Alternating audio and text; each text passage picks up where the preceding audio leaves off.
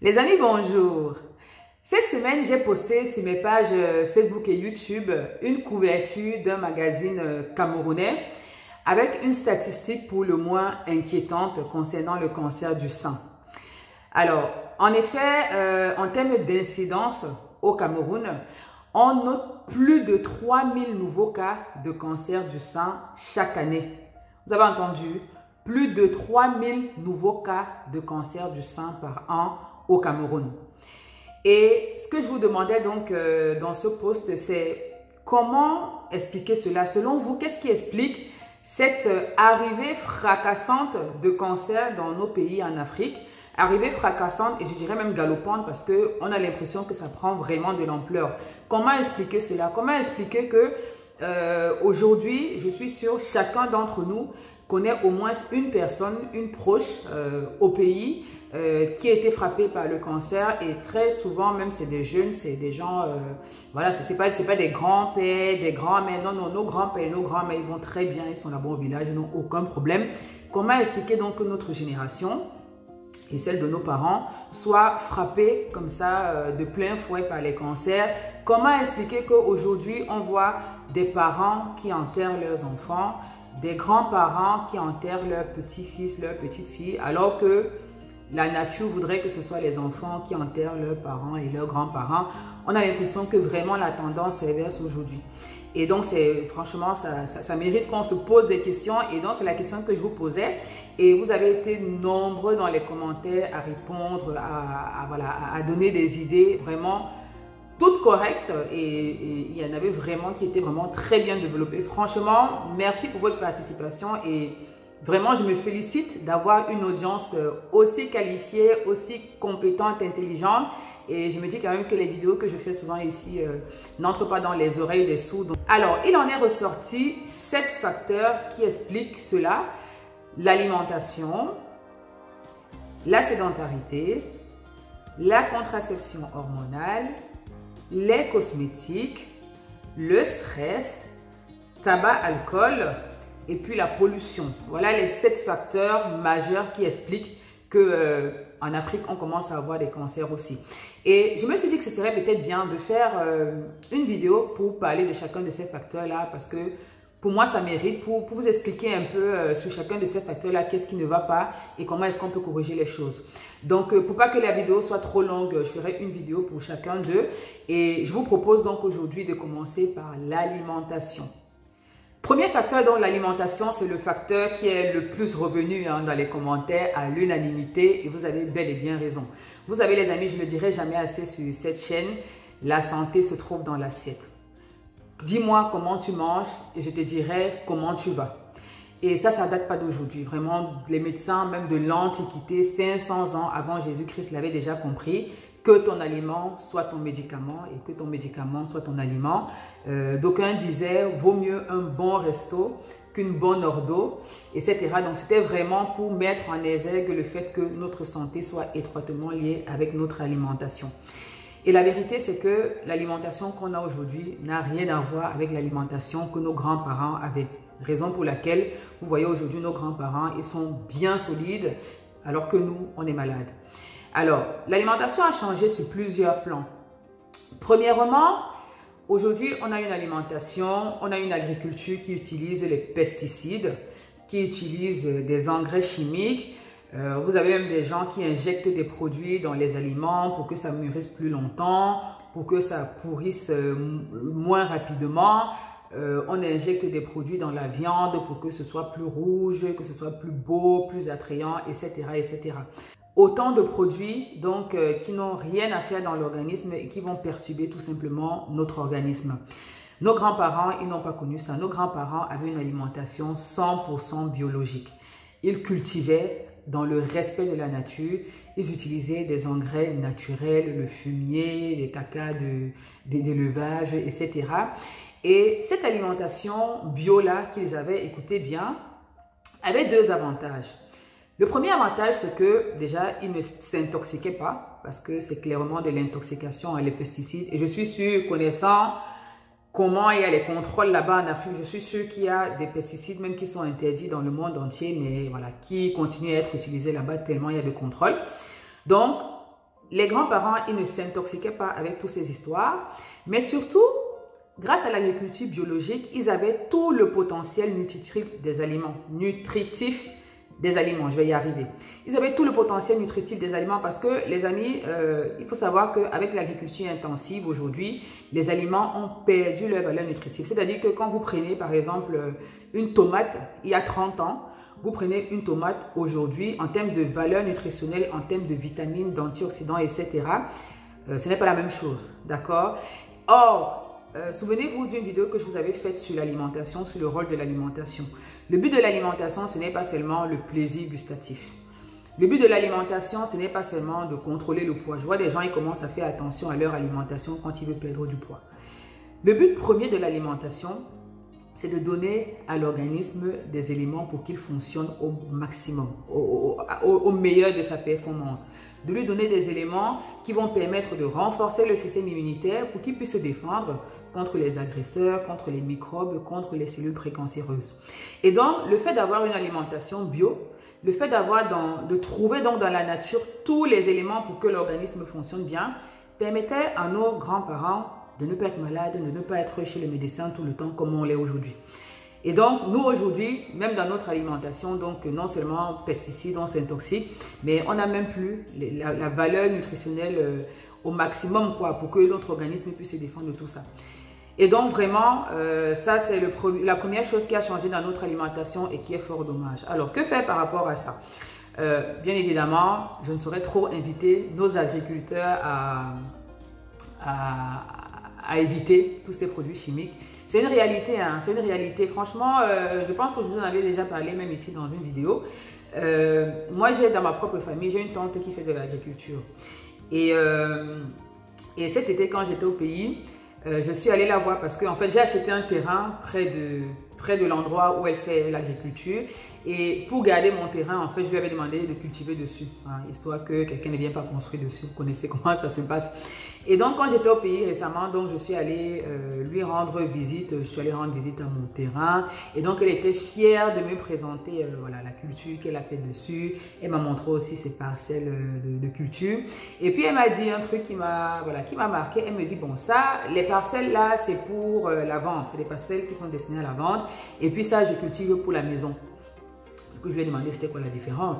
Je lui ai dit, mais ça veut dire que si une pomme pousse ici, là, tu ne vas pas prendre pour manger. Elle me dit non, parce qu'en fait, les parcelles là, ce sont des parcelles qui sont traitées pour que, voilà, pour que la production, le rendement soit maximum. Et les parcelles pour la maison, je ne traite pas. Donc, c'est pour vous dire que c'est vraiment une réalité. Hein. Les agriculteurs, ils ont commencé vraiment à utiliser tous ces produits-là. Et donc, voilà, j'appelle à la bonne conscience de tout le monde. Franchement, la santé publique, ça concerne tout le monde. Donc, voilà, pour les agriculteurs, essayez de revenir aux méthodes naturelles. Et puis, à l'échelle individuelle, qu'est-ce qu'on peut faire? Ce que je conseille, premièrement, je conseille de privilégier les circuits courts. Évitez les supermarchés parce que les supermarchés, vous n'avez aucune idée de la provenance des produits. Ouais, et c'est difficile d'avoir une idée de la provenance des produits. Quand vous allez au marché, vous avez les mamans qui sont là, vous avez les mamans qui ont des produits qui viennent parfois du village, qui ont été cultivés encore par les grands-mères là-bas, les mamans là-bas. Essayez de partir plus vers ces produits-là. Alors, c'est vrai, il faut le reconnaître qu'aujourd'hui aussi, certaines mamans aussi ont commencé à mettre un peu de produits chimiques, etc. Mais je pense que la casse est quand même limitée par rapport à l'agriculture intensive. Donc, je conseille quand même dans un premier temps de retourner vers nos petits commerces, voilà, nos petits agriculteurs locaux. Ça, c'est la première des choses. La deuxième chose, je conseille aussi d'observer tout simplement ce qu'on achète parce que souvent, vous les voyez à l'œil nu, les pesticides. Quand j'étais au pays encore cet été, je suis allée au marché, je cherchais les épices, hein, les basiliques, céleri, etc.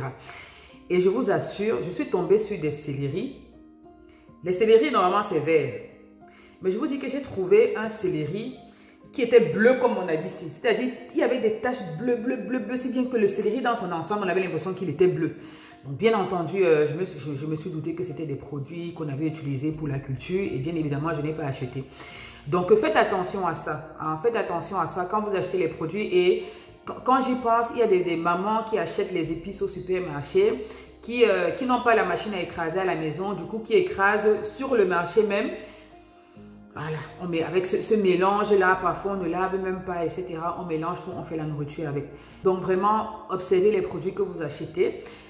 Troisièmement, lavez les produits que vous achetez. J'ai l'impression que vraiment l'hygiène a foutu le camp. Hein. C'est-à-dire que l'hygiène de base qu'on a appris au cours préparatoire, là, les gens aujourd'hui, personne ne lave plus les mains. On achète les produits au marché, les fruits, les légumes, on ne lave plus. C'est-à-dire que le b.a.-ba, et après on s'étonne aussi qu'on a des crises de choléra, de typhoïde, etc. Parce que l'hygiène a foutu le camp. Mais les amis, si vous ne connaissez plus comment avoir un minimum d'hygiène, demandez à vos enfants qui sont au primaire, ils vont vous expliquer. Lavez-vous les mains, lavez ce que vous achetez, les fruits, les légumes avant de les consommer. Vous réduisez quand même déjà une bonne partie des pesticides. Et puis une astuce qui fonctionne très bien, que j'ai écoutée de plusieurs nutritionnistes pour enlever au maximum les pesticides, c'est de faire tremper vos fruits et vos légumes. Je parle surtout des fruits et légumes parce que c'est les aliments qui sont les plus concernés par la pulvérisation des pesticides. Et comme en général, souvent, il y a beaucoup qu'on consomme sans éplucher, c'est souvent beaucoup plus par les fruits et légumes qu'on ingurgite les pesticides. Donc, ce que vous allez faire pour réduire au maximum les pesticides, c'est de faire tremper vos fruits et légumes dans de l'eau dans laquelle vous rajoutez du bicarbonate alimentaire. Donc, en termes de proportion, c'est 2 cuillères à soupe de bicarbonate pour 1 litre d'eau. D'accord? Donc, vous les faites tremper 30 minutes et après, vous les rincez bien, vous les frottez à l'eau claire.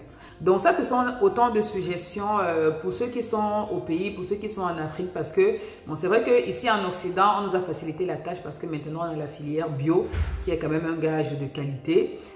Alors, est-ce que c'est parfait à 100%? Je ne saurais pas l'affirmer, mais en tout cas, quand tu achètes bio, tu es quand même sûr que voilà, il y a un minimum de choses que tu limites. Donc voilà, pour nous c'est facile ici, mais au pays, comme il n'y a pas encore les de filière bio, essayez voilà déjà de, comme j'ai dit, de privilégier les circuits courts, de bien observer ce que vous achetez, de laver pour réduire au maximum les pesticides. Donc ça c'était le premier volet de l'alimentation, le fait qu'aujourd'hui maintenant on utilise beaucoup de produits chimiques. Le deuxième volet, c'est que maintenant, on est beaucoup plus tourné vers la fast-food que vers nos repas locaux. Et ça, c'est fort dommage.